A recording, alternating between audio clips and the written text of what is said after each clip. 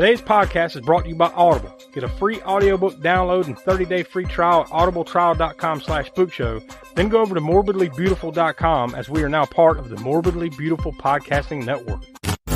It has been established that persons who have recently died have been returning to life and committing acts of murder. Have you checked the children? I want to play a game. The box. You opened it. We came. Here.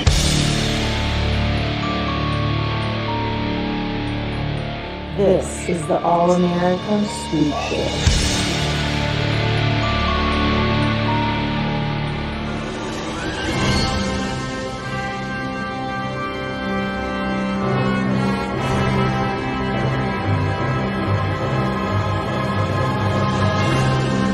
Hello and welcome to another edition of the All-American Spook Show podcast. I'm Josh. I'm joined here with Donnie.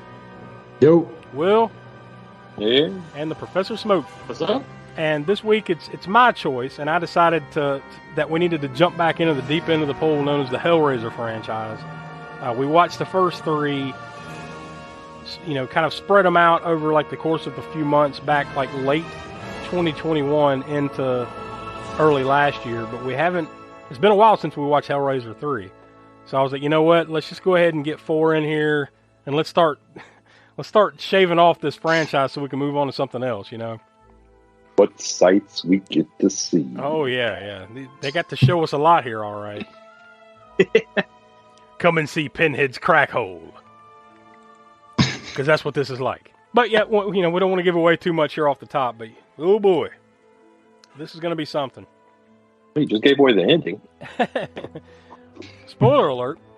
Speaking of spoilers, if you're just listening to the Spook Show for the first time, we appreciate it, but we also want to remind you that we are a spoiler-filled podcast, and if you've never watched Hellraiser Bloodline, and you plan on it, then you probably want to go ahead and hit pause and come back and listen to this. Go watch it and come back and listen to this later.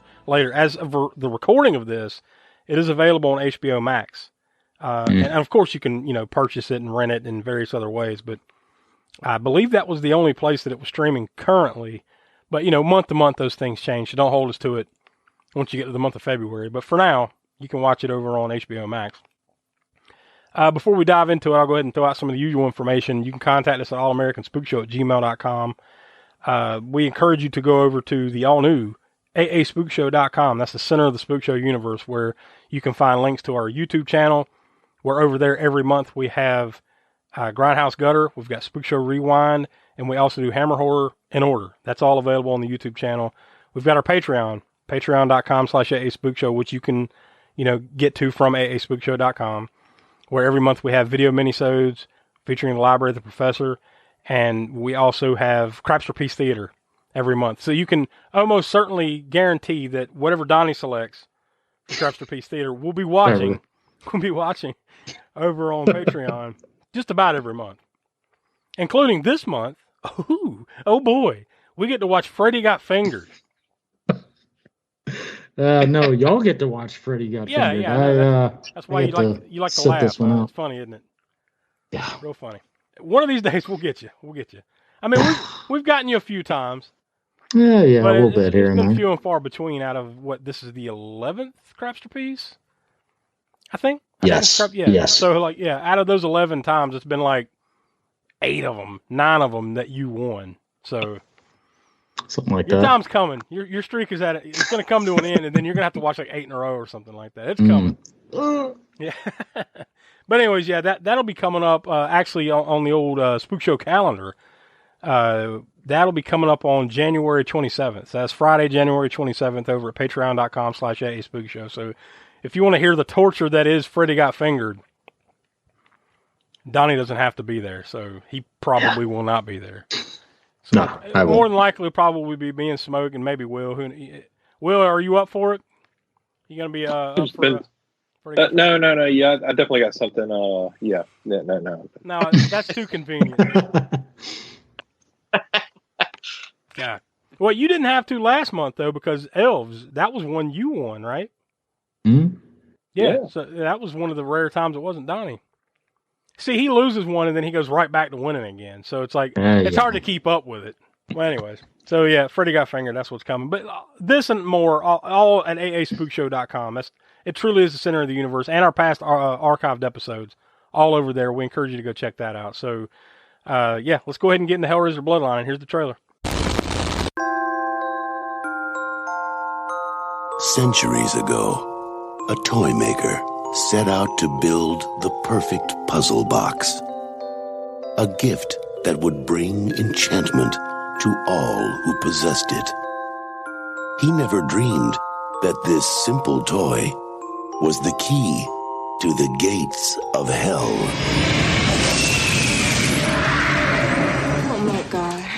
Do I look like someone who cares what God thinks? Now, centuries later, a scientist has unlocked its secret. And the battle for the future of mankind is about to be fought across the boundaries of time.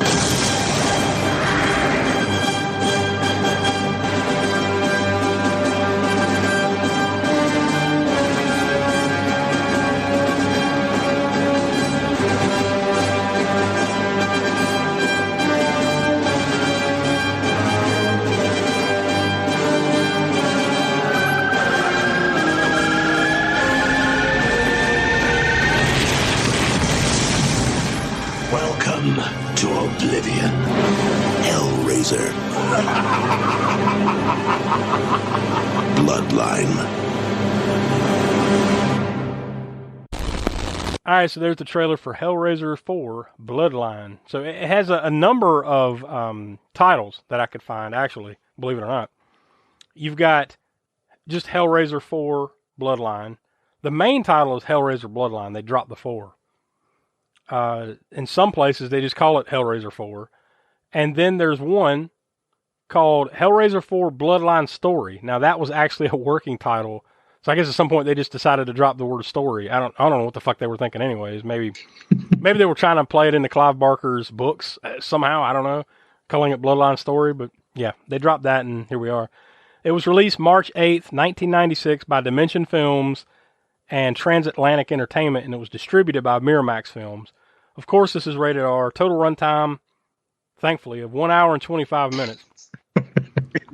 That's about accurate. On IMDb, it's listed as a horror/sci-fi, and it was filmed at the studios there in Culver City, California, right there in L.A.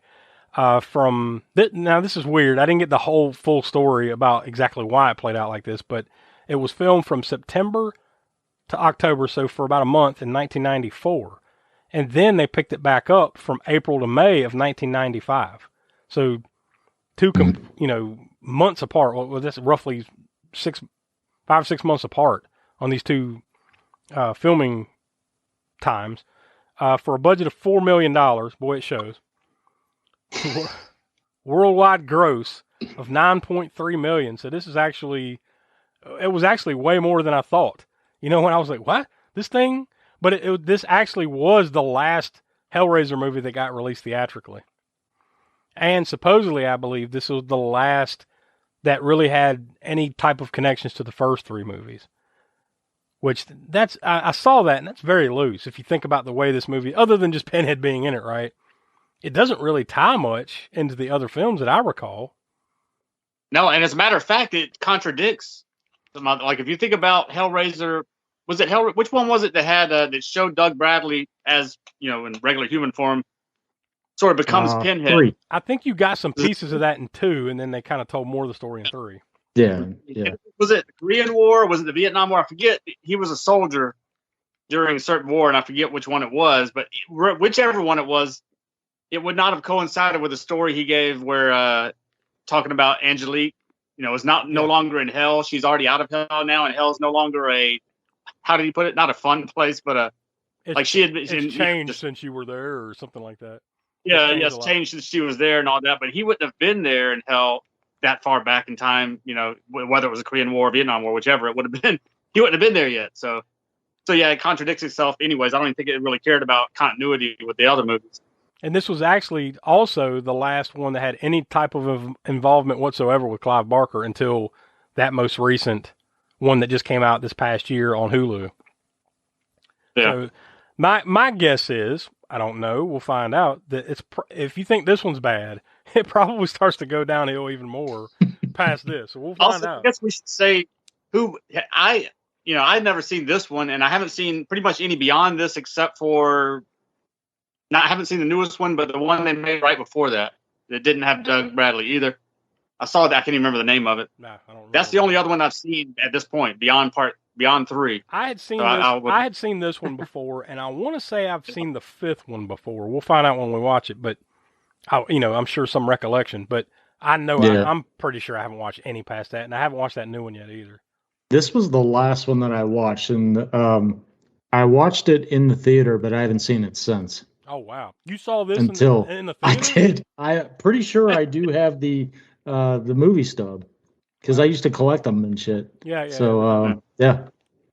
Well, I did I'm not even gonna. I shouldn't even ask you. I know you. Not only have you seen all these, but you own them on DVD.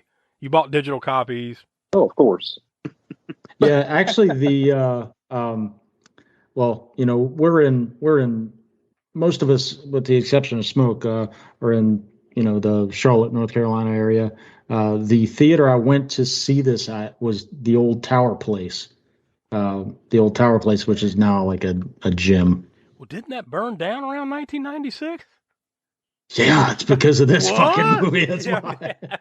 Yeah, it basically exploded with the spaceship at the end.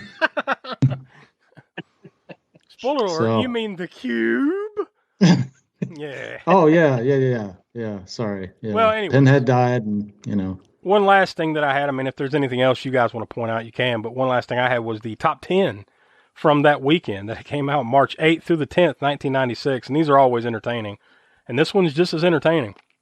Number 10, Muppet Treasure Island. Not to be confused with Roman Polanski's Pirates.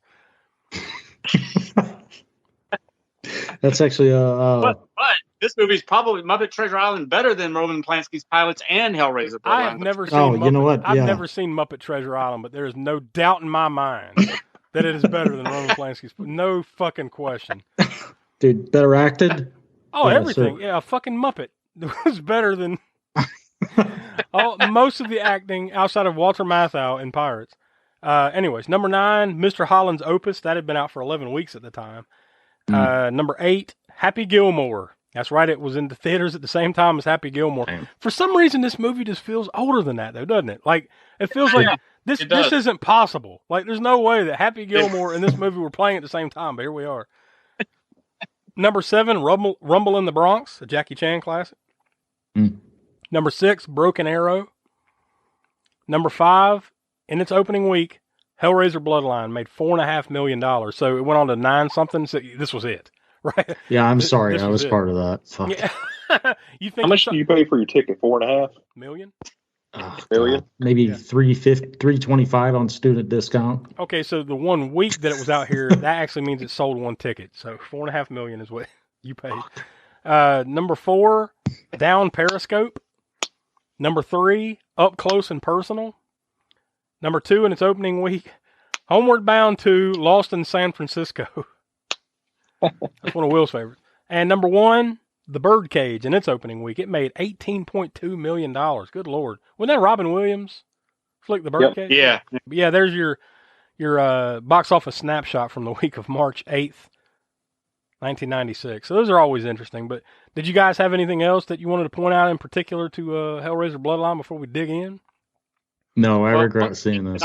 It was I'd never seen it before, as I said, and then starting to watch it, as soon as the director's name popped up, and it was Alan Smithy, I'm like, yeah, I know exactly why I didn't watch this before and where it's going to go from now. Because Kevin Yeager apparently was the director of the movie. He's known for special effects. This would have been his first directorial debut, even though he'd done some Tales from the Crypt episodes. And I guess he was definitely disappointed with the outcome of everything on it, and he decided to take his name off of it. And so I think went with Alan Smithy. So it's him. He just changed his name, or is that a different? It is. No, yeah. Well, he just took his name off of it because the whole Alan Smithy thing. No. I'm actually not familiar with it. Oh, really? Oh, I thought it's a name that any movie will use if somebody gets taken off for whatever reason, whether they themselves don't want to be associated with the movie or whether, in the case of what was the Island of Dr. Moreau in the 90s as well? Richard Stanley, I think, was attached to that movie. They removed him, and then I think they went with the Alan Smithy name for that. So yeah, yep. Look this up afterwards and look up Alan Smithy, and you'll see that it's just a pseudonym that the Filmmakers Association, whoever they use whenever somebody removes themselves, either by themselves removing or the other people removing them. And I think you're right, because So I just typed in Holy Alan. shit! I just You typed were in right, Alan man. Smithy on IMDb, and it's the worst collection of movies you could possibly imagine. Like most of it you've never fucking heard of, or if you have, it's like, you would never want to watch it. Yeah, directed 138 different movies. Jesus. Including an episode of Tiny Toon Adventures, Blood-Sucking Pharaohs in Pittsburgh. Good Lord. Cinema Insomnia with Mr. Lobo. You know what? We might have tripped upon like a Spook Show spotlight. Oh, man. Here. This might be a Spook Show spotlight. Let's just go through the career of Alan Smithy. Quote unquote Alan Smithy. Yeah, that'd be hilarious. But yeah. Now, outside of this, of course, but our own little private chat thing, I sent like a picture of the directed by Alan Smithy, and I think I said something along the lines of, "Well, I pretty much know how this movie's going to go," and I just said that figuring that y'all might have already known about that Alan Smithy thing, but I guess it's not that wide of a known thing. I guess if I've ever heard that, I'd forgot about it. So, but yeah, that's hilarious. But it was I'm on IMDb. But on IMDb, they do credit Kevin Yeager as the director. Like, it doesn't say Alan Smithy; it says Kevin Yeager. So I guess the reality. Unfortunately for him, the reality set in, and it was written by Peter Atkins. Yeah, I guess he didn't be known for his first movie being this, and I see that. I don't know if it's because of this movie, but nobody else. The only directing credit that Kevin Yeager has, besides the Tales from the Crypt episodes that were before this, is this movie. So, I mean, as far as directing credits go, he was a special effects guy more than anything else. It stars Bruce Ramsey as Philip and like 2 or 3 other versions of himself, like his ancestors throughout history, whatever. Valentina Vargas as Angelique, Charlotte Chatton as Genevieve, and of course Doug Bradley reprising the role of Pinhead for the 4th time now, as far as in the lineage of things. The only other one I felt worth specifically mentioning was Adam Scott plays Jacques, at the beginning of it. This was like his first major film that he ever made. I mean, now he goes on to be in, Parks and Recreation. Yeah, major. Yeah. Step Brothers, Big Little Lies, tons of others, and Krampus, right? Tons of other stuff, but mostly a comedy guy. But yeah, this is basically his big break.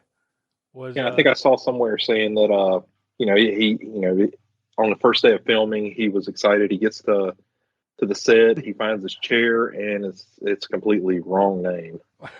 Oh. And he said it was like a really big welcome to Hollywood moment. Yeah, no kidding.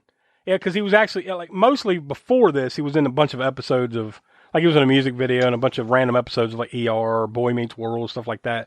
But there was one other movie that came out, I guess, right around the same time that he was in, Cityscapes Los Angeles. That I guess with this would have been, and The Last Days of Frankie the Fly. He was in that. That all came out in the same year. And also Star Trek First Contact. So I don't know which ones were first there. They all came out in 1996. But this was basically the kind of his coming out party, so to speak. And obviously it took him a handful of years to kind of catch on and really break out, because he had a lot of roles over the years. But yeah, it's funny that he becomes more of a comedy guy.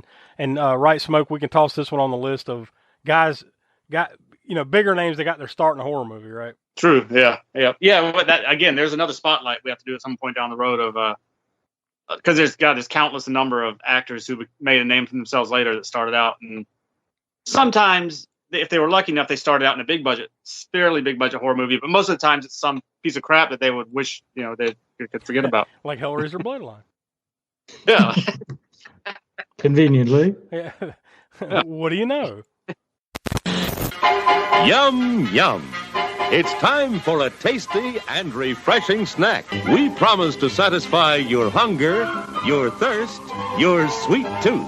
So visit our refreshment center now. Let's go. For you, the listeners of the All-American Spook Show podcast, Audible is offering a free audiobook download with a free 30-day trial to give you the opportunity to check out their service. So I hopped on over to audible.com, typed in Hellraiser, and this is what we get. Hellraiser The Toll by Mark Allen Miller. That one is 1.5 hours long.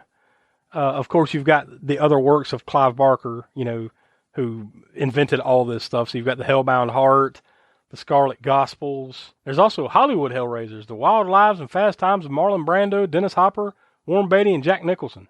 So that one's on there. It's over 14 hours long. So it has nothing to do with Pinhead. But so if any of that sounds interesting to you, you can go over to audibletrial.com/spookshow. Again, that's audibletrial.com/spookshow for your free audio book. So now I'm going to slide on back over to IMDb, and I'm going to click on plot summary and see what we've got. We've actually got about 3 more than I thought we'd have on here. So I'll read a couple of these. You've got the one sentence, brief one. In the 22nd century, a scientist attempts to right the wrong his ancestor created, the puzzle box that opens the gates of hell and unleashes Pinhead and his Cenobite legions. We've also got, this one was submitted by Jason Mechalek. Yeah, Mechanic, I don't know. Mechalek. It's the year 2127. Pinhead, the evil Cenobite of the series, has found himself on board a space station in outer space, run by scientist Dr. Merchant. Dr. Merchant's mission is to close the gates to hell forever, because his ancestor, a toy maker in the 18th century, built the evil puzzle box that opens the gates to hell. This is stupid even reading it. And through the generations, the family of the Bloodline has tried to stop it. But now, Dr. Merchant has built the reverse box, the box that will close the gates to hell instead of opening it. And one last one, a little longer. This was put on here by Will. Will, did you submit synopsis to IMDb? No. Let's read it and find out if this was you or not. In the 22nd century, It says Bill on the Spookshow podcast. Yeah, well, it really gets specific there. In the 22nd century, Dr. Paul Merchant has created the ultimate space station for a special purpose, to destroy the Lament configuration, which has brought silent shame to his family for centuries. In the 18th century, French toy maker Philippe Lemarchand built the first puzzle box, which was used by magician Delisle, I forgot what the guy's name was, to create a beautiful demon named Angelique, the daughter of Leviathan, the lord of Hell's labyrinth.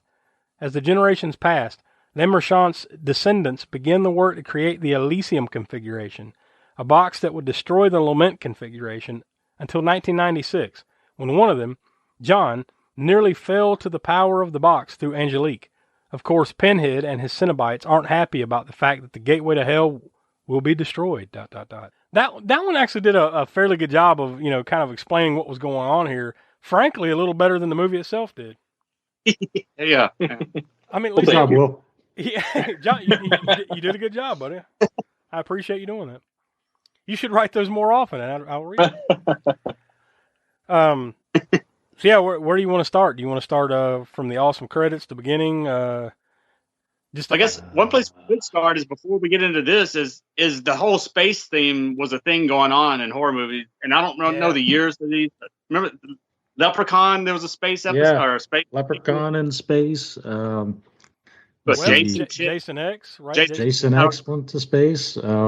Shit. Yeah, you're right. There probably was about a 5 to 8 year period there where, like, not just horror, but like a lot of movies were like space stations on the moon. Yeah, Muppets in space. I mean, if we're going to talk Muppets, which I'm sure was way better than Roman Polanski's Pirates. But I mean, there was a lot of space stuff. That's a good call. You're right. And this one starts in space in the year 2127. Now, I'll give them credit for this on that end. If you notice, a lot of times, especially back in the 90s, 80s too, but in the 90s, the future was never that far away. You ever notice that? It would be like the future is only like 10 years from now or some shit. Like, oh, come on, things progress fast, but they don't progress this fast. Let's calm down. So I'll give them credit for actually going like, say 100 and something years in the future here, right? True, yeah. And as we know today with the cuts to NASA and all that stuff, then they pretty much better start pushing that stuff out even further. Like, the year 4200, we finally get to Mars. Yeah. I mean, like I said, things progress. They just don't progress that fast. So it'd be like a lot of movies in the 80s, I would remember, would be like The Future, Los Angeles, 1997. Something like 10 years beforehand, then they're making this movie. Or, of course, like Back to the Future, which, of course, they aren't going into outer space. But, we didn't have flying cars now. We should, according to Back to the Future, but and hoverboard. We have things that are Of course, kind they of were like that, but not saddled. They were quite. saddled with the 30-year thing. 30 years back and 30 years forward, so they were kind of saddled with that. So. But yeah, I'm still disappointed with no hoverboards. And this one, you're way the fuck out. 2127, even now, is still 100. A little more than 100 years from now. So at least I'll give them credit for that. But that's all I'm going to give them credit for. That's it. All credit. I think it was funny. It was 1796 was the first era. Then 1996. The second era. And then 2127. Yeah. Or whatever it was. Yeah, they could have went at least to 2126, right? Or 20. We go 2196. How about 2096 or 2196 or something to keep with the theme? Nope, random number. Pull it out of my ass. like they pulled a lot of stuff out of their ass for this. But I was just trying to give them some type of positive. As I will try to do as we go along here. I'll try to be as positive as possible. That's what I always try to do. But yeah, I got a feeling it's going to be the next couple of movies in this franchise. We'll be looking back on this thinking, damn, I wish we were reviewing Bloodline again. Yeah, you're probably right. You're probably right. And if so, my God. Because what have I done? Well, I mean, what have I done? In this episode, I think we learned a very important lesson. Okay. You ever go back and look at pictures in history? Mm-hmm. Look for you with longer hair. Yeah. Each time, like each generation farther back, it's just longer hair. It's, yeah. Yeah. They look exactly like you, except longer hair. Exactly. Yeah. As if it might be the same person. Really, let's be honest. It's genes, man. You can't do anything with them. Yeah, well, those Le Marchand and Merchant genes, they were very strong. Very strong. How about like the convolutedness of at the beginning where the dude Merchant is trying to solve the cube? He's trying to open it, but it's like him with gloves. He's got on like Nintendo virtual gloves. Yeah, it almost looks like the power glove. The power glove, yeah. He's got the two power gloves on, solving the cube with a robot that's just sitting, cross-legged in a room. And then as soon as it solves the cube, the robot's like, huh? Boom! It just explodes. Oh man. And then the first thing I thought of when he first put his hands in the glove was, all right, here's Nintendo Power Gloves. But it looked like it was set inside of a foot mold. Yeah. Like a clear foot mold. But basically, you kind of waste the next 15, 20 minutes of the movie on like the origins of the cube. 15, 20 minutes? Whatever it was, right? I was just going to say the rest of the movie. Time is skewed here, right? Like, because everything felt longer than it was. And thank God, like I said a little while ago, that it was only an hour and 25 minutes because I don't think I could have tolerated anything longer. No, and it was all over the place. Like you said, you think it's going to be a space movie at first, because it really, though, we talk about these movies set in space. How many minutes of runtime were actually in the future? A little bit at the beginning and a little bit at the end, right? Maybe, I don't know if they even got back to the future in the middle of the movie at all or not. But. There might have been some brief cutaway or something, but yeah, they didn't. They most of the movie is in 1996. Yeah, and I'm sure that was all budgetary, right? Oh yeah.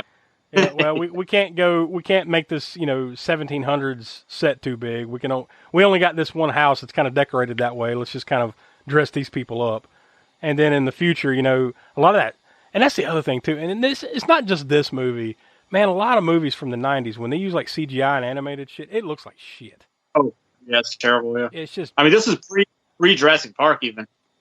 Yeah, well, it's not all their fault. It's 1996, right?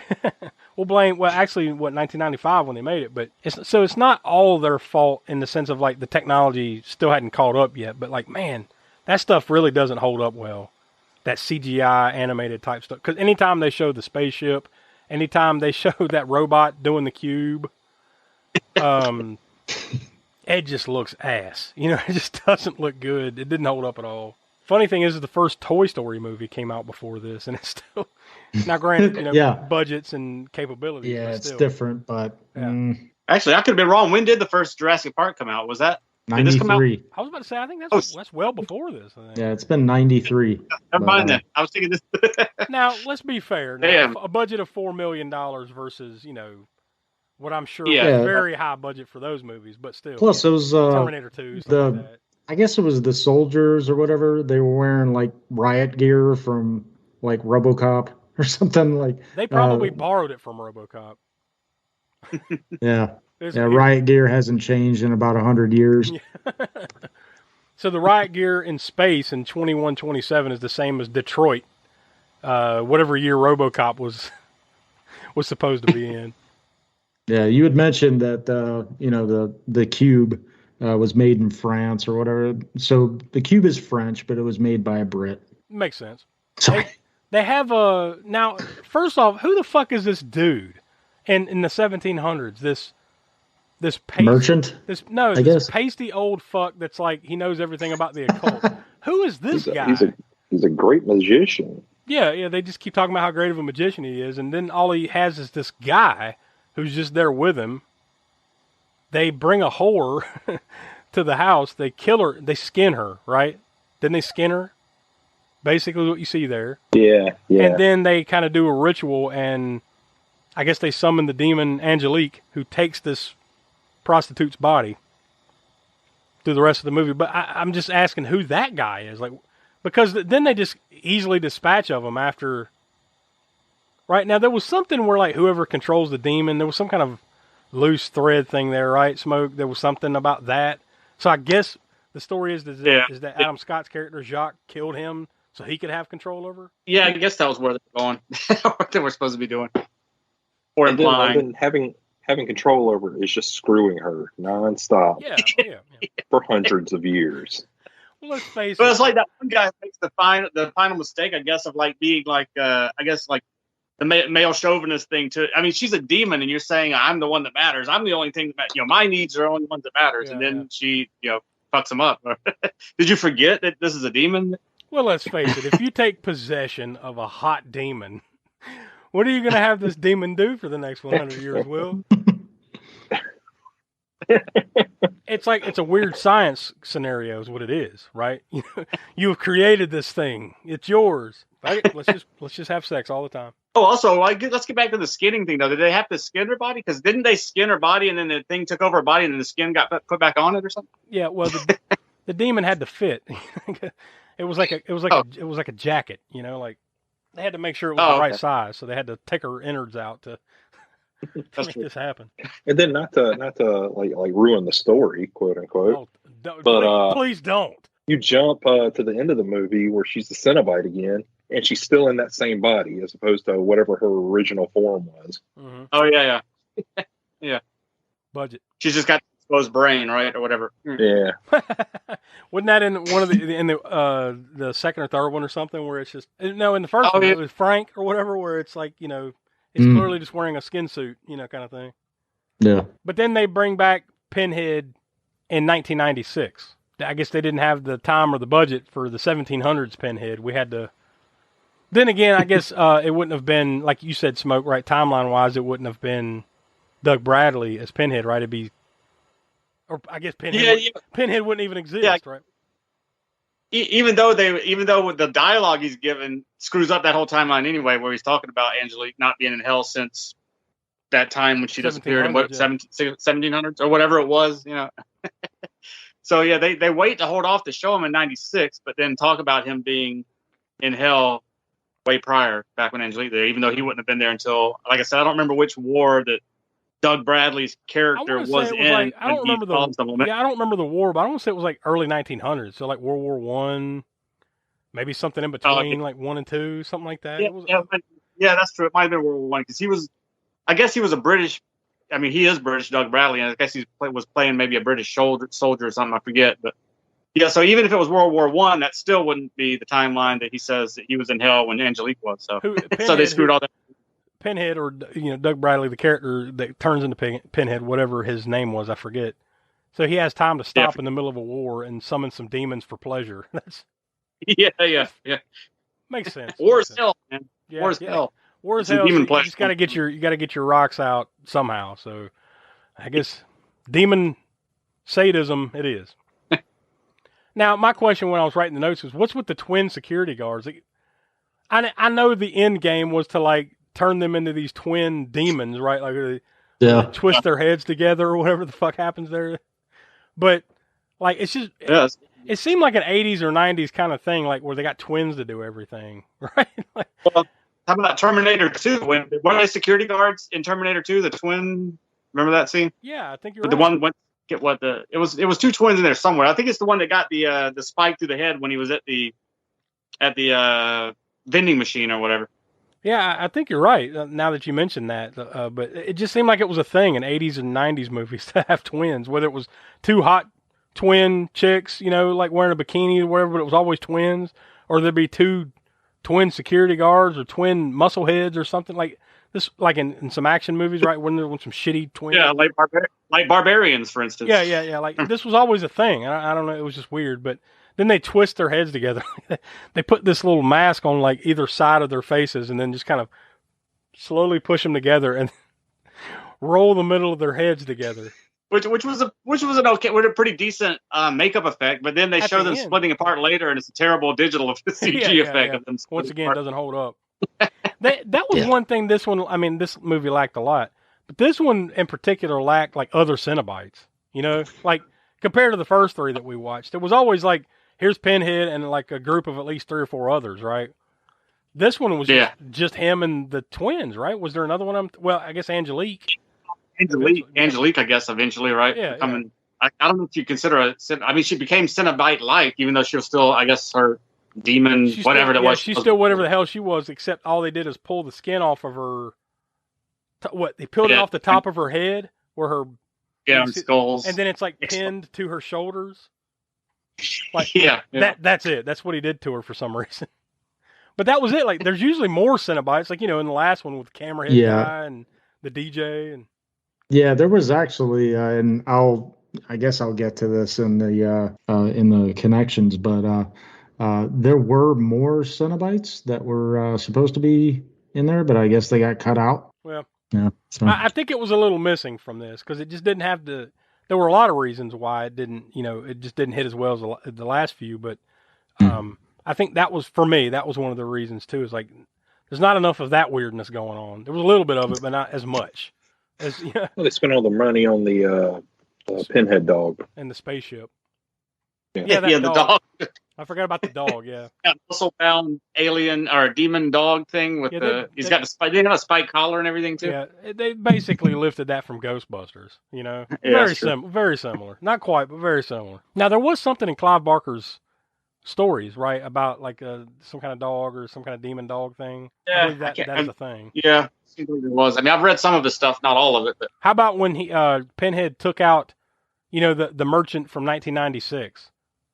How he shot him through the throat with this deal and pulled it out and chopped his head off.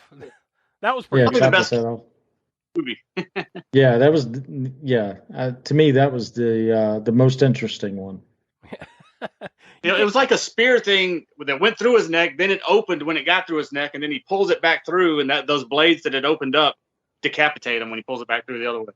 So, that was cool. I think Captain Yeager's, even though he took his name off of it, that might have very well have been his idea of being the special effects guy that he was before. Now, whenever the shit finally goes down on the ship, like now you're toward the end here, and you're finally back on the space station. When Angelique chops off that one soldier's head in the mirror, like. Has him like she kind of pulls him through and then like solidifies the mirror or whatever the hell that was and like so there's a lot of head lopping here. Yep. And then that's when the twins show back up and then did they absorb that guy? What happened to him? Like they split in two, right? They just unraveled and kind of split in two. And then they put the dude in the middle and just kind of rolled him up inside of him. What the hell did they do there? Sure. Yep. Yeah, that's that sounds good. In other words, when they were building that, it was like, hey, this sounds really cool. All right, let's do that. How does this make sense? That's the point. It doesn't. That's just don't worry about it. We'll just blame Alan Smithy. Yeah, I'm gonna do that. That early in production, they're already. The first day Yeager showed up to direct it, the chair said Alan Smithy on it. Uh-oh. How about? By the way, this reminds me too. By the way, they took him off of it, or he took himself off of it. But originally, it was going to be Guillermo del Toro was supposed to direct this. Did you imagine a Guillermo del Toro? Oh wow! Hellraiser? It would have been pretty awesome. I would have thought. Yeah. I would imagine at least visually, it would have been 1,000 times better than this for sure. And if he was going to do it, he'd probably look at the script and say, "I'm not directing this shit," and that's probably what happened. Yeah, exactly. Well, yeah, fuck it is. And then just, I don't know why he sounded like Mario. I'm sorry. But yeah. Nah, man. We've got an entire merchant family played by one guy. What? How about the main, like, soldier Rimmer? I think that was his name. Oh, where yeah. they put him in the, wasn't it him where he put, he puts the dog, they put the demon dog in the pressure chamber. No, that wasn't a guy. That was it was a girl. Yeah, that was the lady that was kind of like questioning Merchant the entire time. Like, they arrested him for some reason, right? There was that whole plot point. Like, what the hell, you know? Wasn't he like the lead scientist on the ship? And then they're like, no, we don't like what you're doing. You're under arrest. And then you're going to tell me the story of. What's your pleasure, sir? Trying to make sense of, this movie, but a lot of movies sometimes, man, it's hard. And just trying to make sense of it. But she leads the demon dog into a little pressure chamber and then microwaves his ass, right? And just blows him up. That one's all right.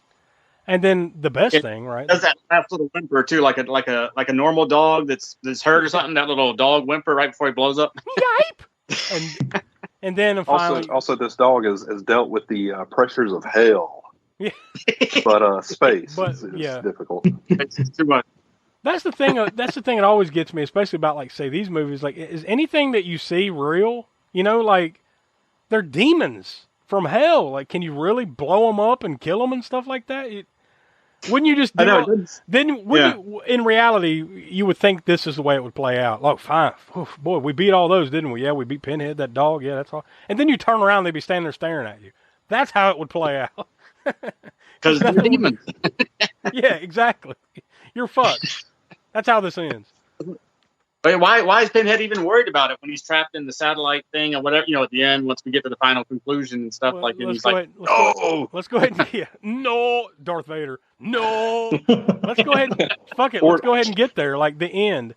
Is this not one of the more abrupt endings of all this shit? It's just like they reversed. We got to end this somehow. The space station in reality was like a cardboard cutout of a cube. It just came back together, and like they said in that, it was the Elysium configuration, the reverse cube. Yeah. And he just blows up. Credits. Nothing else. Like, there's no spaceship flies to Earth. Yeah, it just slowly flies back to Earth. There's no wait until Hellraiser 5. There's nothing. It's just like nope. Yeah.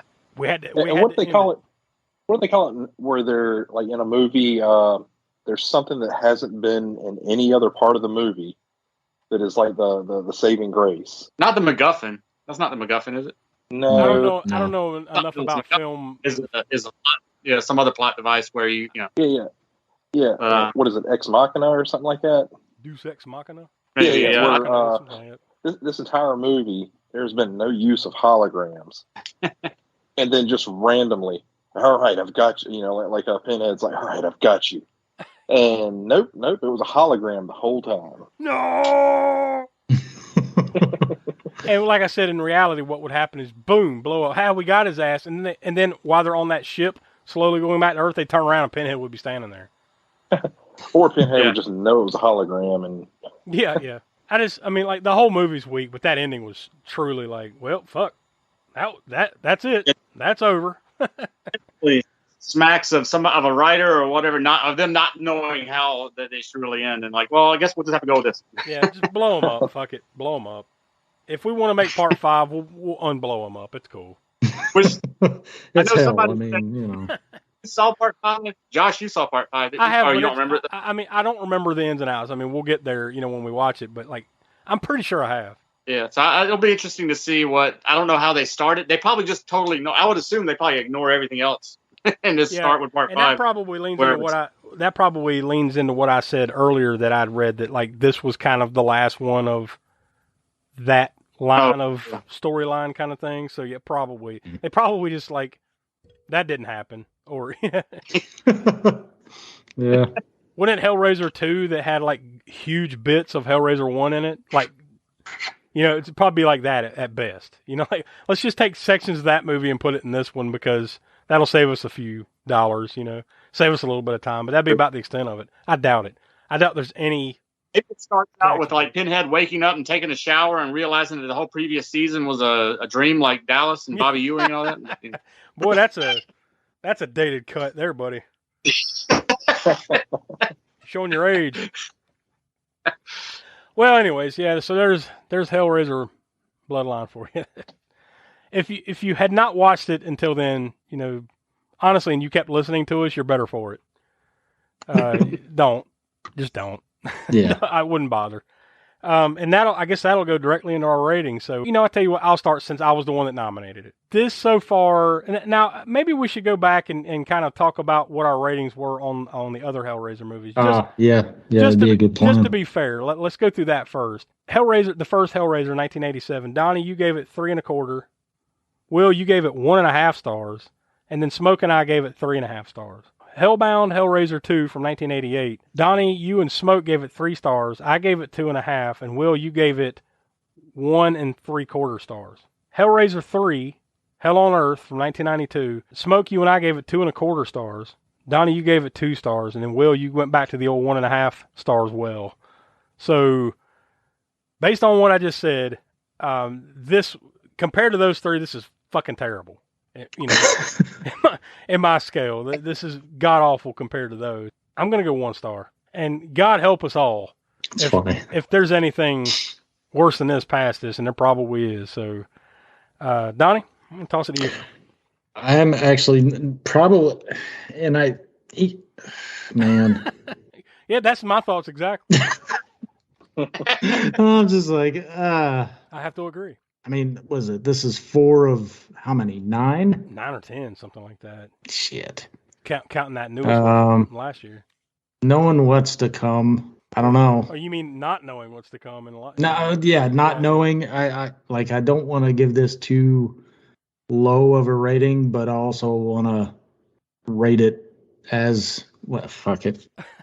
I'm gonna go 1 star. 1.25 star. Fuck it. I'm gonna say 1.25 star. I'm gonna give it a little bit more than it should. I'm gonna re-rate it right now. It's a star. Fuck it. 1 star. 1 star. Okay. You had instant re-rating. Yeah, fuck it. It's 1 star.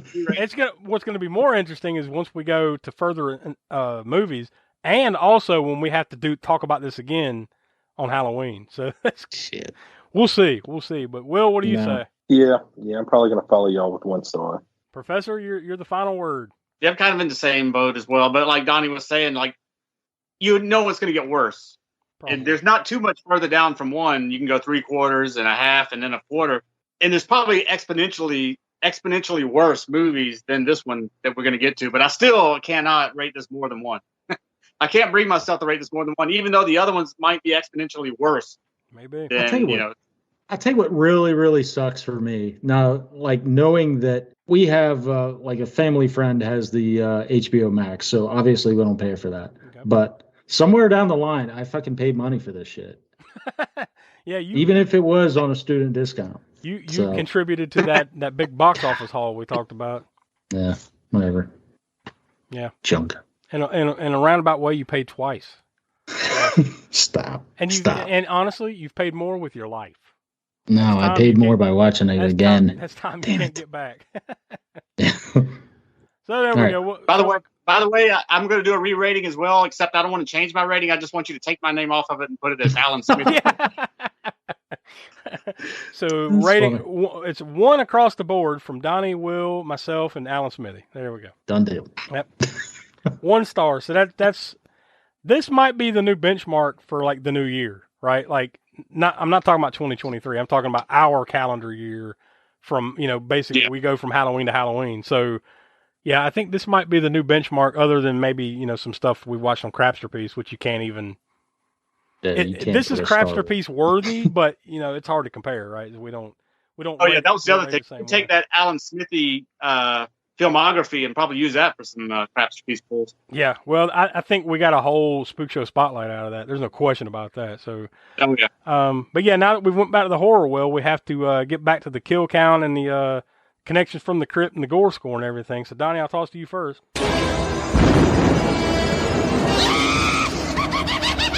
Connections from the crypt. Just get it over with. All right. So, going to the cast and crew side, I'll start with the crew side. You would think that, Clive Barker would be probably the most synonymous with,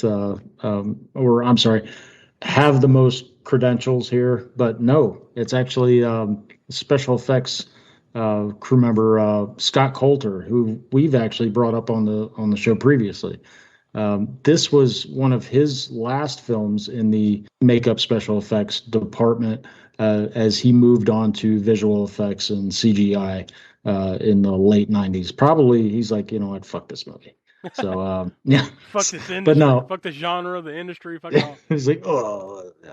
But no, he ties back to Street Trash, Pet Sematary, Josh, your favorite, the Garbage Pail Kids movie. Oh. And Tales from the Crypt Demon Knight on the cast side. Obviously, Doug Bradley, Pinhead for Hellraiser 1, 2, and 3. And an honorable mention. This was one of the Cenobites that got cut out. Was actually Phil Fondacaro. He was Greaser Greg in the Garbage Pail Kids movie. No. Yeah. Yep. Nope, we don't allow it. I mean, even though you're laying out facts, I don't allow it. Yeah, so that's just honorable, dishonorable yeah, I was mention. about to say dishonorable mention. There you go. Yeah, so, that's where we're at. All right, Will, we're throwing to you.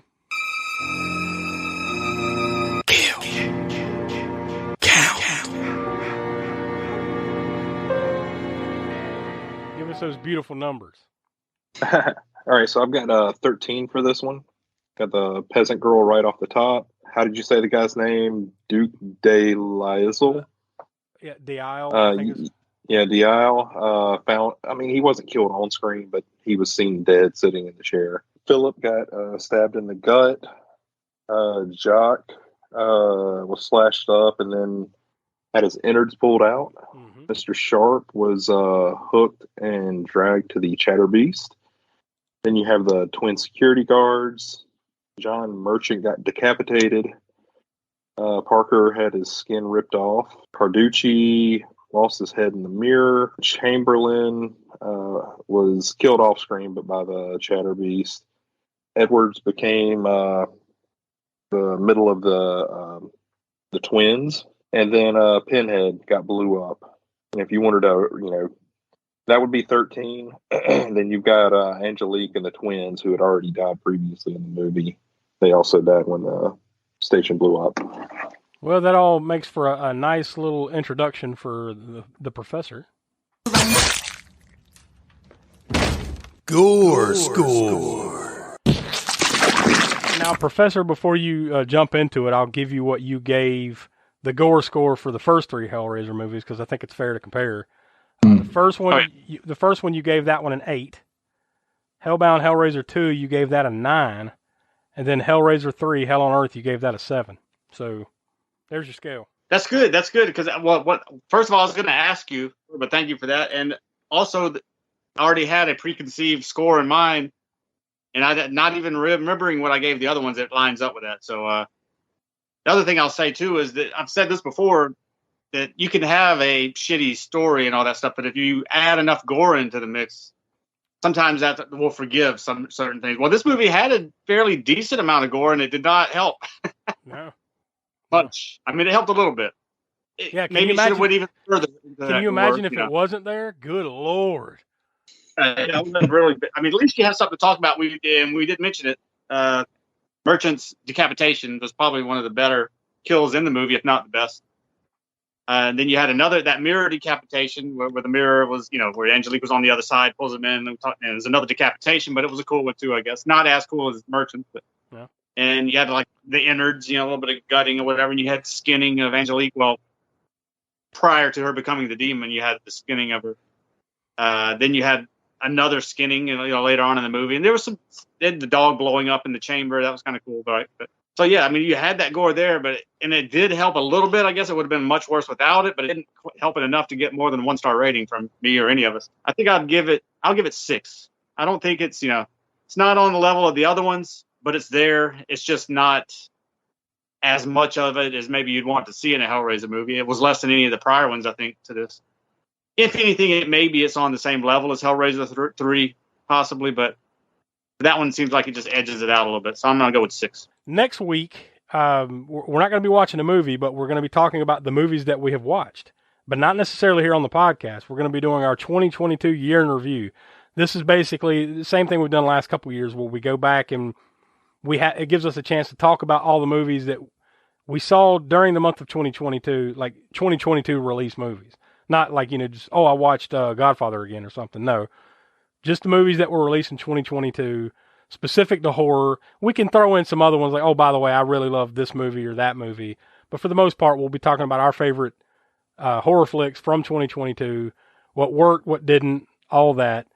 So we'll be doing that next week. And then the week after that will be Donnie's choice in the rotation. So once you get to next week, you'll find out what's going to be coming up at the end of the month. So lots going on. Like I said, off the top, we encourage you to go over to aaspookshow.com for the all the latest and greatest here in the Spook Show universe. So that pretty much wraps it up. So for Will, Donnie, Professor Smoke, I'm Josh. We are from the All American Spook Show podcast, and we will talk to you next week for our 2022 year in review.